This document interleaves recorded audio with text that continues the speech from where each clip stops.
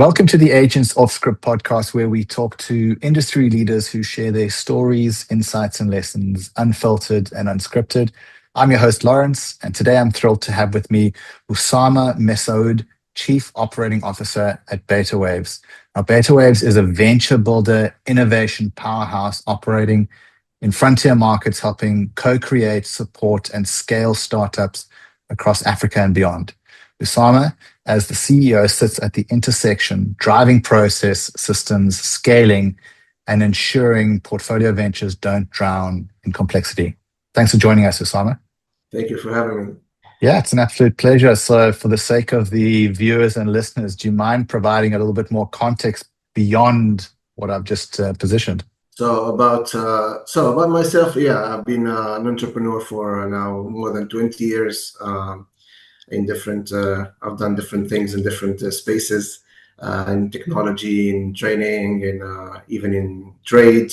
And also I had my own startup like a few years ago, and then I exited, actually two startups that I exited. So I've been in this space of being really an entrepreneur. I've only done that. I've been on the field, and I've done things. I've done a lot of mistakes, a lot of failures, a lot of learning. And today I'm very happy to be doing what I'm doing in Betawaves, which is supporting the founders and the entrepreneurs, and of course sharing the experience and the expertise that accumulated. And the team also, all our team is basically made of entrepreneurs, current entrepreneurs, past entrepreneurs. So we have an entrepreneur culture in the company. So we know where the entrepreneurs stand, what are the struggles on a daily basis, and we try to make that easier for them from different perspectives, different angles. We don't do it alone. We love to partner in Betawaves. We love to partner with different people from different spaces and with different approaches. So we work with governments, we work with public and private, so public and private sector. We work with people who do the same thing as we do in different markets. In the same markets, we co-build, we co-create. So we want to really be that hub that helps and supports startups in any way that we can, and support also people who want to support startups. So that's also one of the things that we want to do. And when you think about your role as COO, how do you define success across such a diverse venture portfolio? Yeah, so for the role, I think I wear multiple hats on a daily basis. So I'm part strategist, I'm part operator, I'm ecosystem builder, startup mentor, sales person, any different hats depending on what's happening, what's the focus, in terms of success, what we try to do and how we try to measure it for a company like ours, is a small team with moving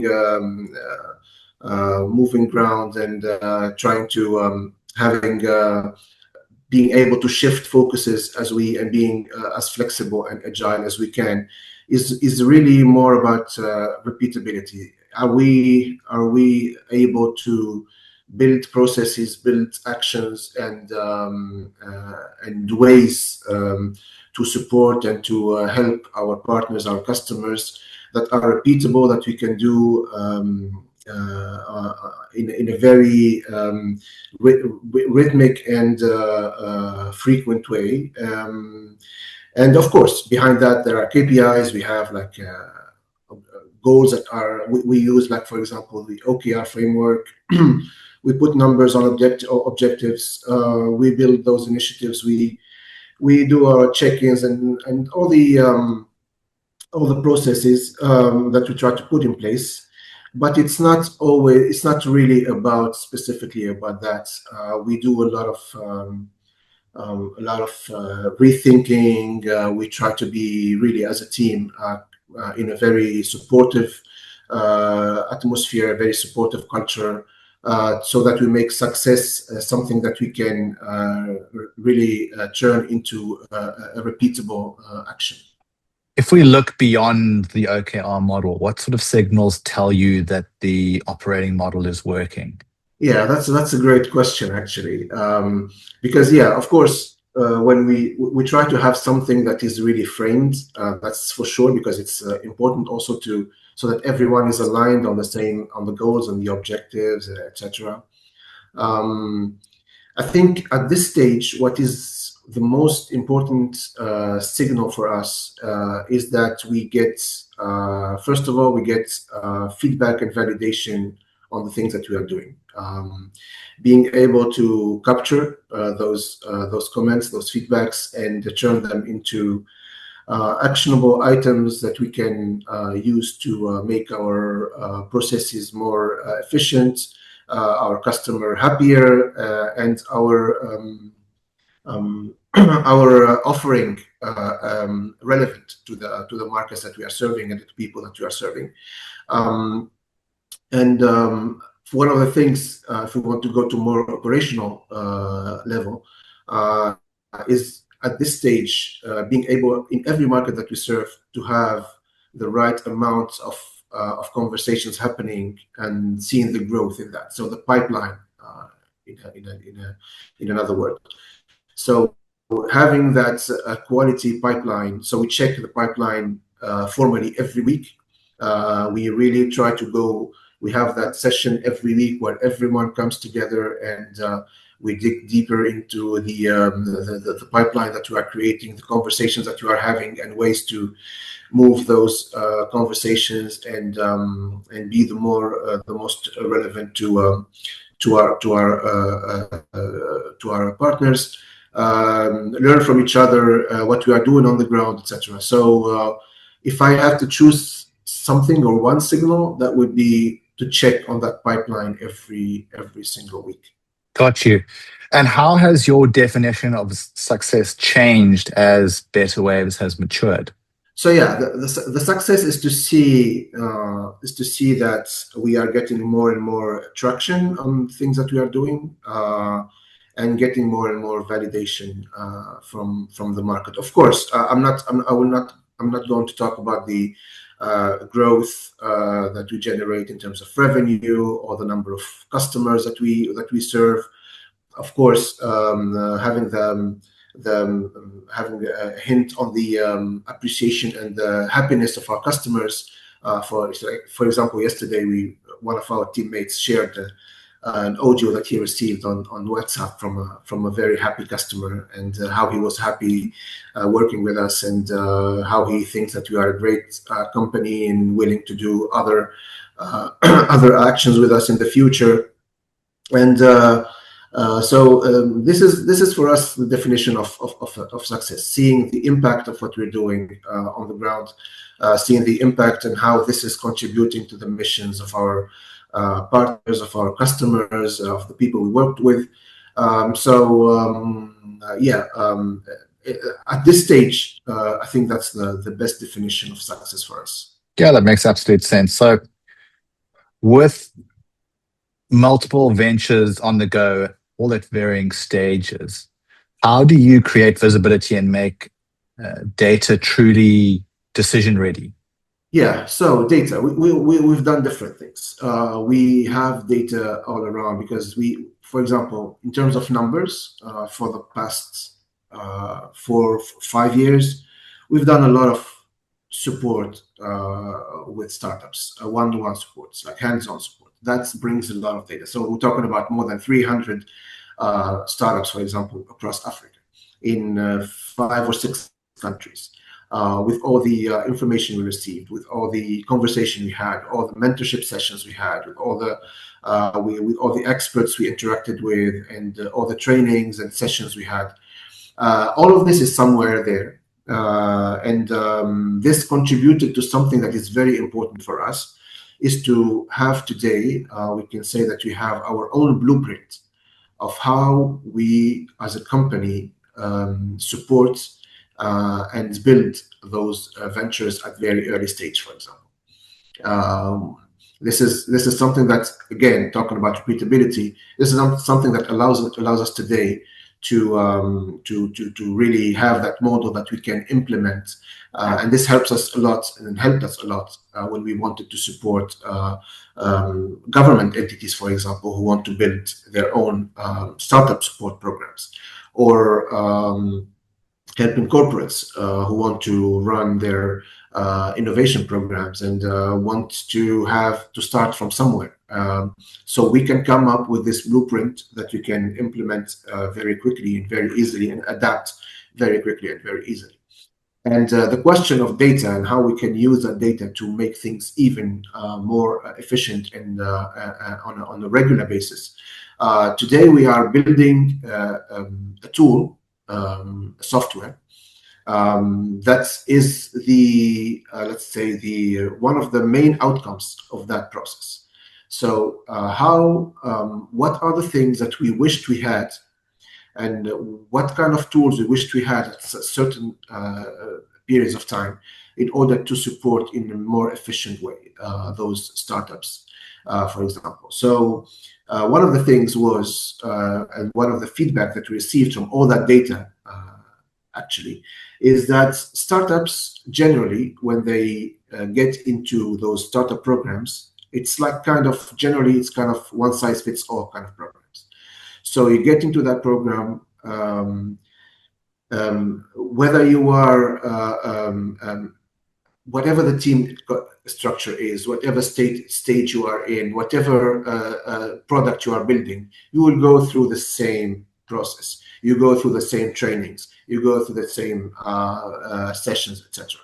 And what we wanted to do is or the questions that we want to have an answer to, is how to make that process customized and tailored to every startup, without all the complexity that would bring. Because I understand the startup programs that are run in a certain structured way is mainly a matter of bringing more simplicity to the process, and being able, of course, to have a repeatable process again, and easy to implement at any time, so that you can go and do 2, 3, 4 cohorts per year, and that you can have your repeatable model.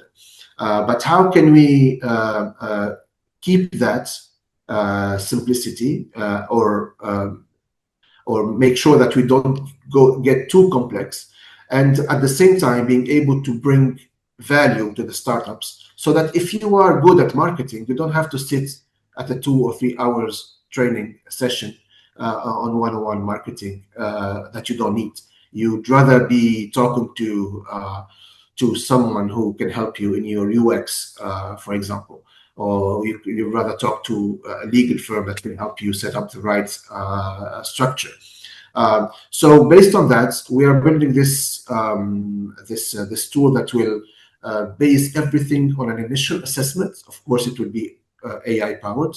Nothing today can work without that AI engine that helps the startups get an assessment on the stage they are in, the gaps that we see, and what it would be the specific program that startup should follow in order to move from point A to point B, following an objectives or an OKR path that will lead you to go to a certain place. Of course, with that come a list of a marketplace, in a way, of experts that you can talk to, of training, the resources that you can use as you go. Of course, we will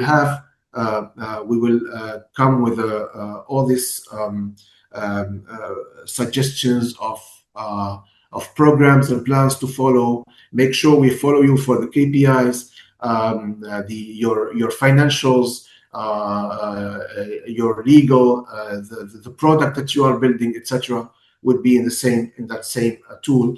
And that would be a tool that will allow the startups to have a dashboard that's in that specific, very critical phase, but also at the same time to have investors there who can have access to those startups and have real data that can allow them to assess the right opportunities, and a pool of experts who have access to those startups and that can support those startups. So really building this tool that can allow I don't think there is something today that solves this problem. I think maybe, but that's of course, there are other tools that can do part of this. But the idea is really, the main goal is to come up with something that can be very customizable and bring the maximum value to so that is a way of making sense of the data that we receive. Yeah, that's super exciting. I mean, hopefully it provides some visibility into some of those blind spots and data silos that you mentioned. Yeah. When is it set for release? Yeah. We hope that by the end of this year we have our MVP ready. We're starting to test it internally and with some of our close partners. And we hope to have that MVP by the end of this year. And Oussama, how would you say that you're able to balance instinct versus analytics when you need to allocate attention or resources? I personally, I'm an instant person. I tend to have that first impression always on something or on a situation. But very quickly, I want to go and give myself some time to look at the data or look at the facts, because I think it's very important. Of course, I might say that the experience, of course, and all the failures and all the errors that you do give you some sense of the situation from what you see or from the first signals, and that allows you to have that gut feeling about something, which can be a first filter to tell you if you should explore further or not. But after that comes a time when you have to look at the data, you have to look at the facts, and make sure that everything sums up. And this is how I try to balance it. As a company, also in terms of our culture, we try to have those factual factual signals that to implement into the company, but we do a lot of human connection. We do a lot of we work also a lot with the feeling of what we want, just because sometimes, and I can talk about some examples of things that we wanted to do and things that we didn't want to do, we didn't even want to look at, because doesn't align with values, doesn't align, we don't have a good feeling about this, yeah, it happened. So, but as a company, and we're aware that we must have a minimum of processes, of frameworks, in terms of decision, in terms of where we want to go and what we want to do. We try to implement and more structured ways of looking into the opportunities, actually. Quite interested to understand how you maintain a consistent performance culture when each of the ventures that you work on essentially have their own DNA. Yeah, so there are two levels for that success. So there's the success of the startup and then the venture itself, and this needs to be aligned with how the founders of the venture see success, what they want to achieve, and how we can help them achieve their goals. And then our success is simply to see them succeed in reaching their goals, right?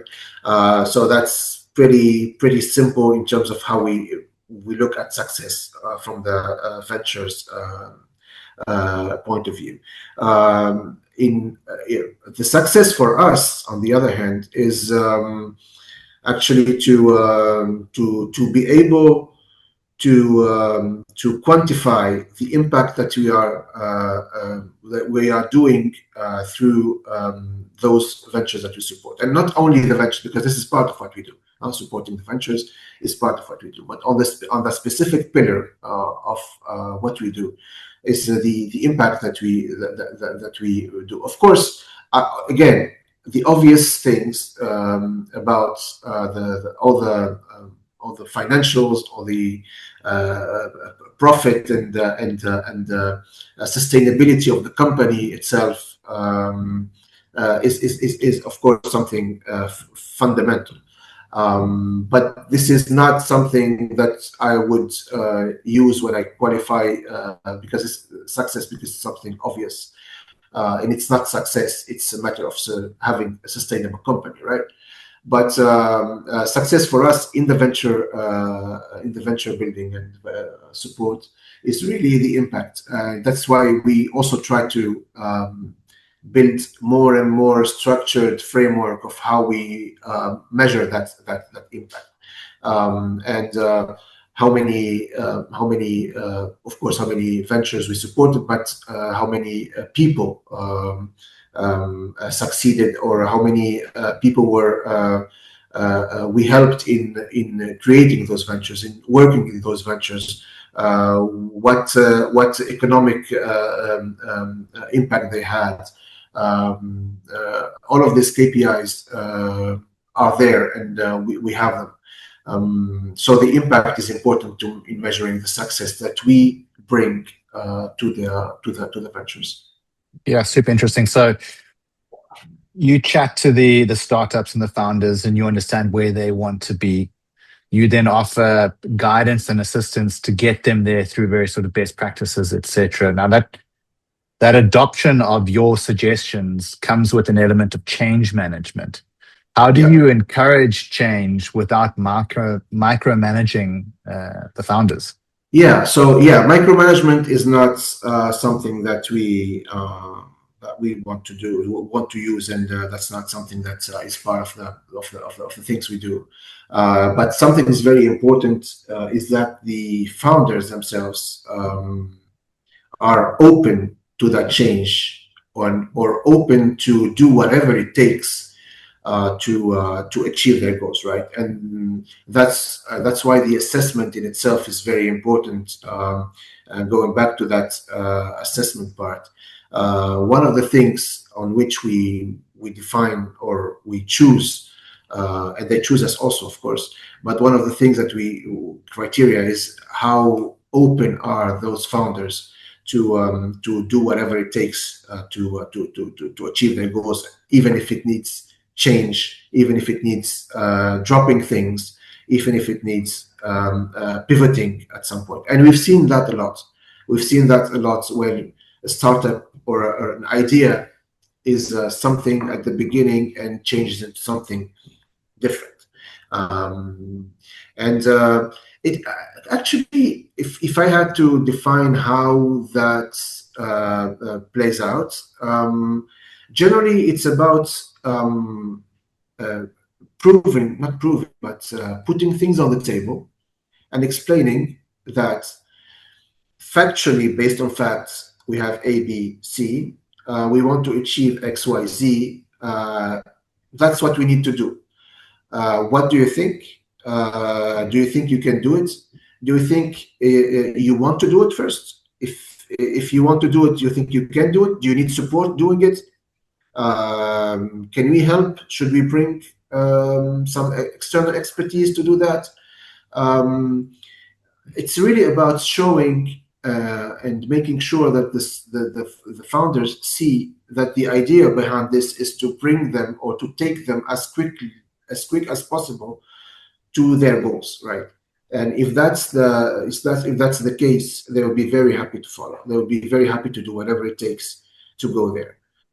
Across your ventures, are there any patterns that you've noticed in what makes a go-to market succeed or stall? Actually, the go-to market part starts at a very, very early step of the venture. So building the product itself is part of that go-to-market strategy, because when building the product, you need to build a product that is relevant to the market you want to go to, right? It's not about building a product and then going and putting it into the markets when the market doesn't need it. So the idea of building with the market So, of course, you have an idea. The idea is based on a problem that we identified. You think you have the solution to that problem. So you think that you can build that product or that solution that will solve the problem. One of the things that some founders do is just go into a room, close the door, build that, and then come and bring it to the market. And then the market would say, I don't need that, right? So any strategy you do at that step, at that point, is useless. The other way of doing this is to build with the market. So one of the things I heard in one of the workshops at some point a few years ago was about how you build like a SaaS product and what are the best practices, etc. And the speaker said something that I never forgot, and it's something that's shaped also how I looked at this. Is he said, when bringing your product to the market, you should be ashamed of it. You should be at a point where you are ashamed of showing that product. So the question was, it's counterintuitive, right? Generally, I go to a market with something that I'm happy with, not that I'm ashamed with. But the idea behind it was that you should present it early enough, at a stage where it barely works, where you start building it and getting feedback early enough so that people tell you, no, this is not good at all. This is something that won't work. So it's better to take that hard and honest feedback at that stage than building on something that's completely out of scope for the market or out of use for the market, and then spending money, spending time, and realizing that it was useless, right? So this is something that very, very important, I think, and it helps you come to the market with something that you built with the customers. So it has bigger chances of being fit to the market. And after that, depending on your market, depending on your on the type of product that you're building, you will have the right go-to-market strategy. And generally, with the right product, it becomes much easier to do all your action plan in terms of go-to-market. Yeah, it makes complete sense, and I do certainly like that quote. It does make sense once you provide a little bit of context to the outcomes. So, sticking with the go-to-market experience that you've seen across your various ventures, I mean, where do you see founders typically under-investing? Is it across awareness?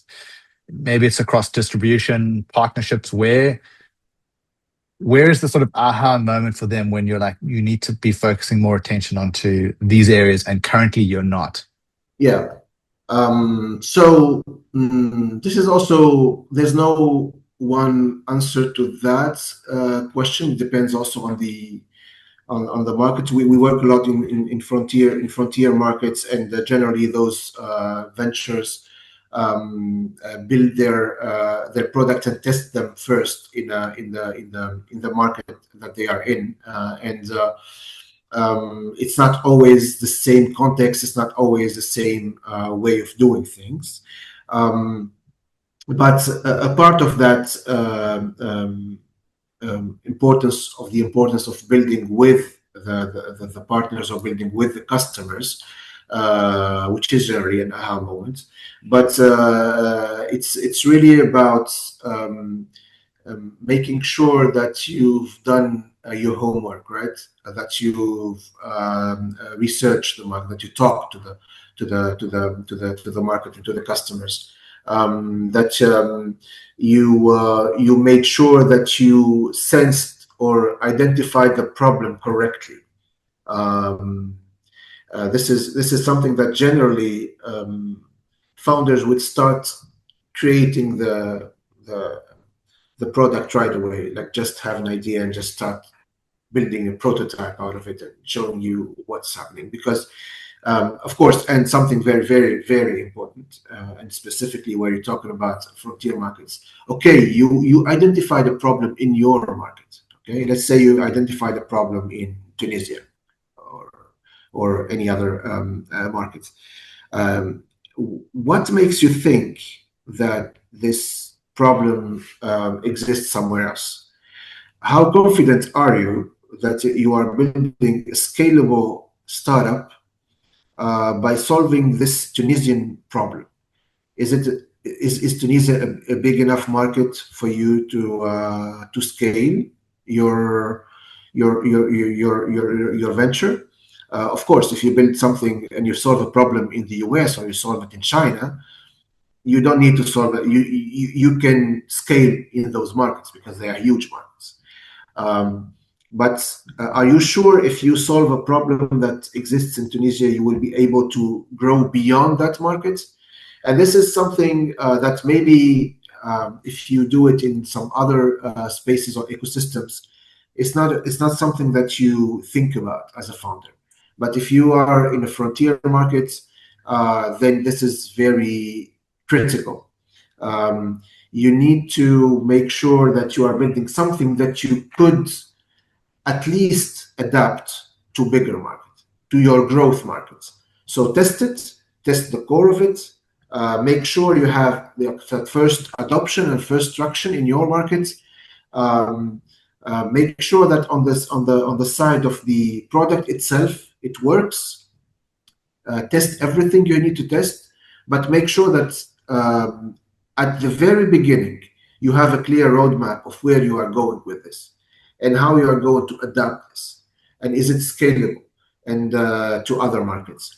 And this makes also a complete, because, and we see that it's something structural, I think, in the markets we work in. And it's natural because the founder wants to solve something that he sees in his daily life, right, or on her daily life.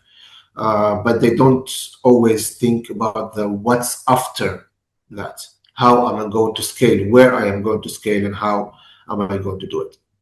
Yeah, that makes complete sense. So we've been focusing on how you assist your clients with their go-to-market strategies. Let's pivot and talk for a moment about Betawaves and your go-to-market strategy. How are your clients finding you? So that also changed how as we evolved as a company. So we started as a pure venture builder. We started as a pure player in terms of supporting startups with different partners in really building that first prototype MVP. So bringing them from idea to their first, let's say, their first market validation kind of, or their first signs of traction after the MVP or the prototype.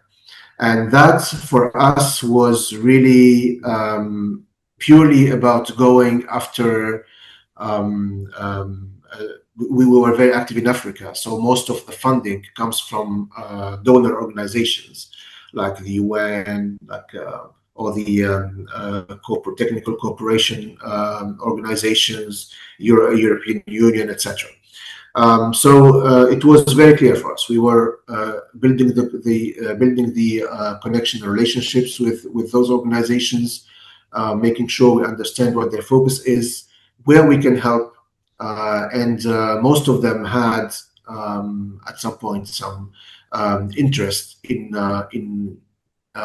building or encouraging entrepreneurship at a very early stage in those markets. So this is our strategy in terms of go-to-market. These were our partners. These were our clients. It was not the clients were not the startups themselves because they are not paying for that. They get that based on a program that is funded by those organizations. As we evolved, we understood that this model is a model that is good, works in Africa, but is very limiting in terms of what scale you can have. What things or what focuses you can have also, because you have to align with the focuses or with the priorities of your partners, right? Um, if the fundings are cut, it's a problem. You don't have ways of running your activities. So we needed to make this more scalable and more sustainable. So two things came up. One thing is that we developed an expertise in that area.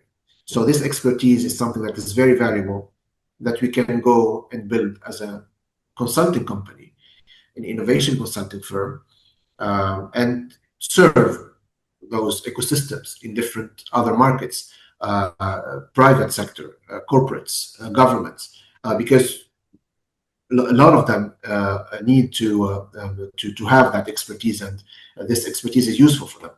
So this is something that we launched, and the strategy here was to go global. Out of Africa is still has its own model and still works in a specific way. So we went to, of course, we worked a little bit with some European actors, but the growth as we see it was really in the GCC region.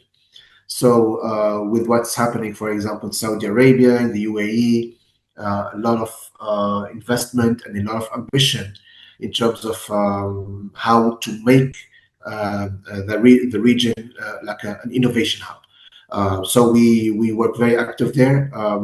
We also moved the company to the region. We are very active in the region in that sense. We are in the Saudi market with our partners in the UAE, etc. So this is one thing. The other thing is that we believe that it's very important that we invest our own money in those startups. So we are also raising VC funds to support those startups. And this way, with our partners, we can also decide on the type of startups we want to support, the type of support we want to bring, and also have our own agenda, basically, in what we think brings the most value. So we will start with a climate tech VC fund that will focus on MENA plus startups. So we still have that component of the Africa. So it's North Africa and also Sub-Saharan Africa. That's where the plus comes, and the Middle East region. So supporting those startups in the climate tech. I think the climate tech funding in Africa and in the region is still lacking a lot. There's still a lot of things to do there. I think I saw the number, the updated number of how much of the global funding for climate tech goes to the region, to the Africa and Middle East. It's really peanuts. It's like 2% or something. So a lot still needs to be done on that front, and I think the impact would be really visible if we can contribute on that front. And also, we are very interested in the sports tech space. So we are also raising a VC fund there. Sports today is under a bigger umbrella of course, the performance, the sports as an industry itself, and how it can benefit from the technology, the innovation, etc. This is also very relevant, but also it's under the wellness in general, under a healthy lifestyle, longevity, and all of those subjects that are dear to us because we think it makes people's lives better. As I told you, when we were talking about the guts feeling and the intuition, or things you want to do, things you don't want to do, it's very important that we do things that we are passionate about. So seeing the impacts in a very clear way is something very important. So these are things that this is how we evolved as a company. And of course, there are things that we are learning on the field. So, for example, the VC space, for us, we are as a team or as a company, we are new to that, but we learned on the field. We've done different programs, tried to learn, and we are discovering, and we are learning still. So as we evolve, the strategy itself changed, and yeah, we are still in the middle of that.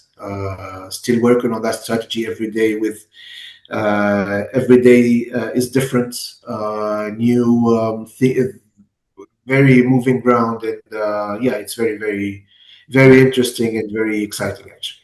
Okay, so Africa was your sort of initial market. You said that you've moved to the GCC for now. Where do you see the most opportunity for Betawaves in terms of its next phase of growth? I think we still need.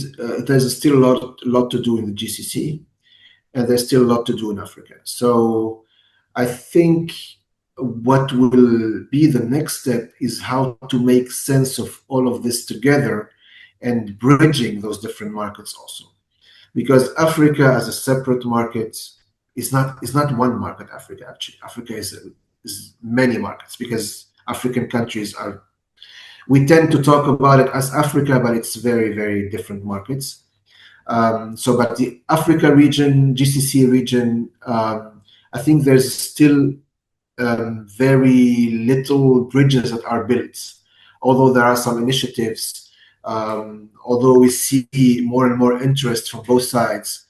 But I think it's natural, geographically, in terms of mutual benefit for both regions. And I think our next focus should be how we can contribute in building more bridges, either making sure, for example, that African ventures can think of the GCC as their growth market, for example, or scaling market, which is not necessarily the first intention, right?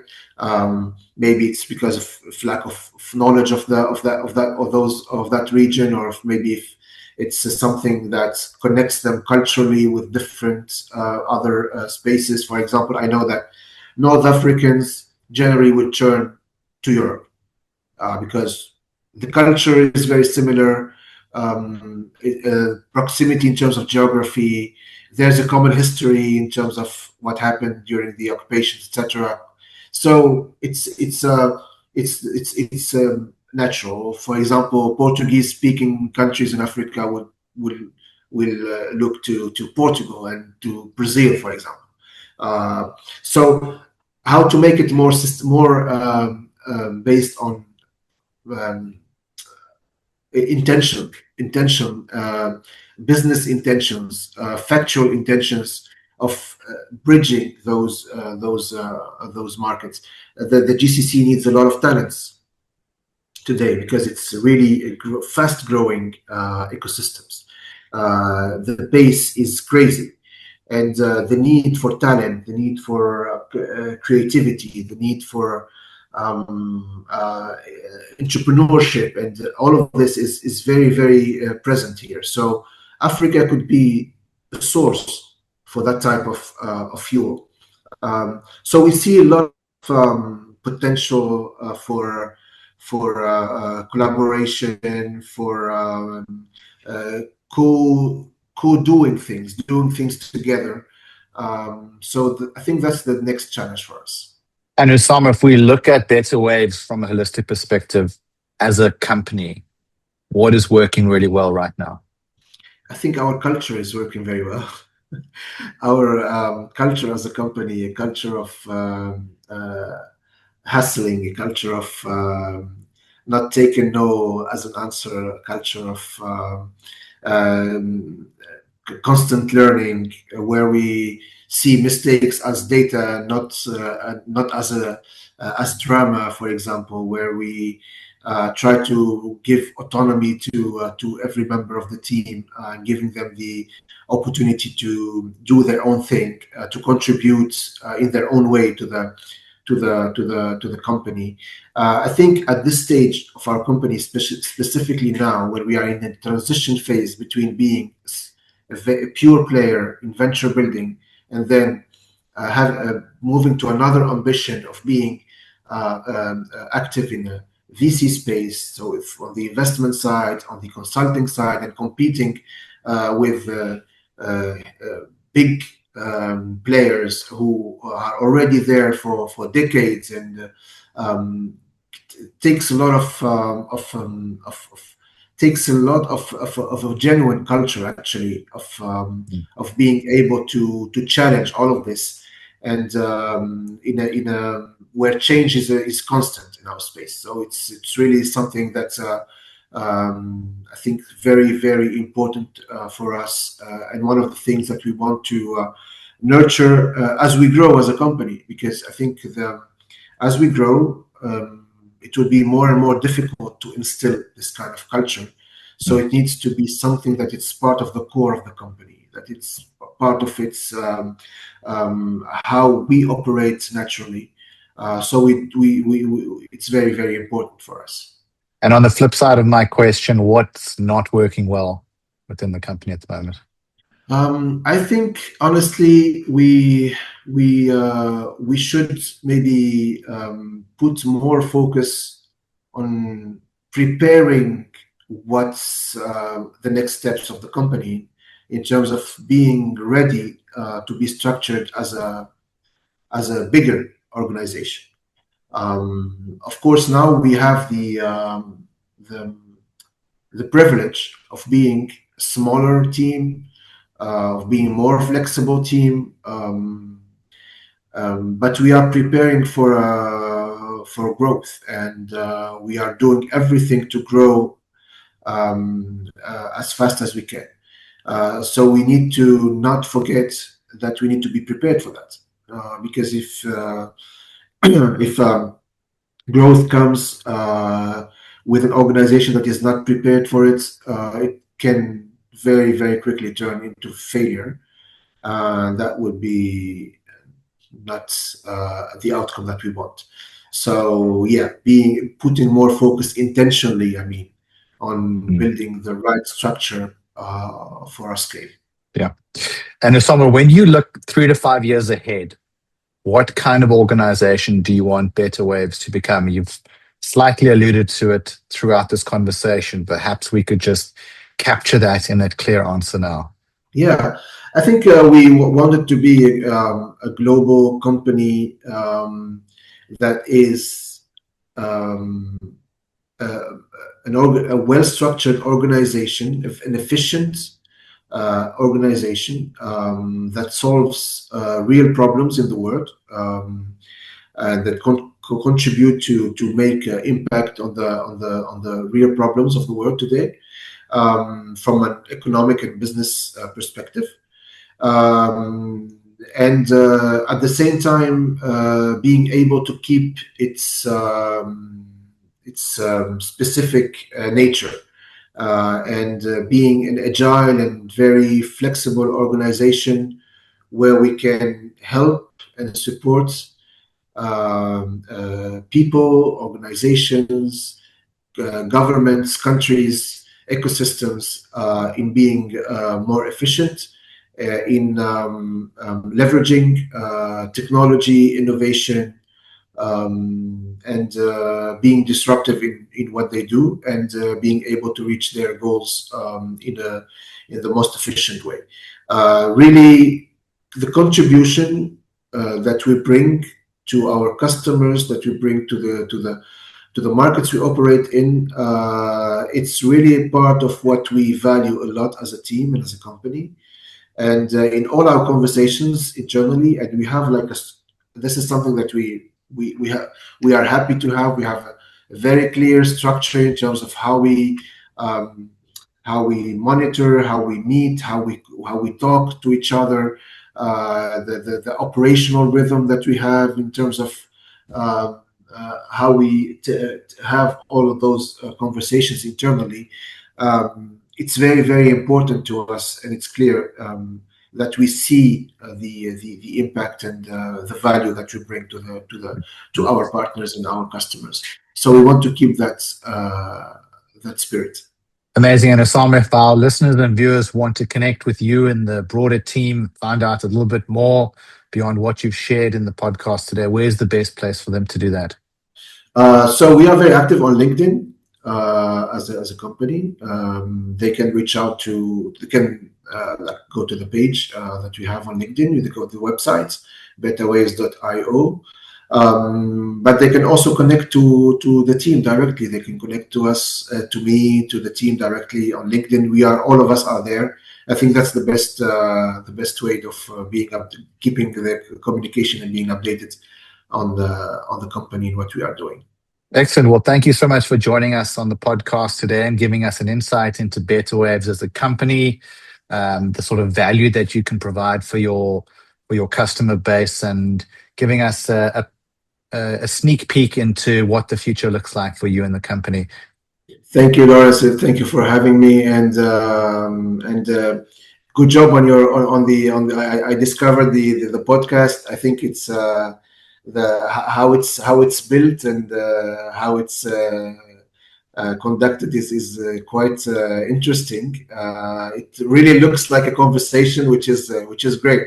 It makes it very, very very nice to have. That's it for today's episode of the Aegance Offscript Podcast. If this conversation sparks something within you, a thought, a question, or a new way of seeing your own business, like the video, subscribe to the channel, and leave a comment down below. We'll catch you on the next one. Cheers.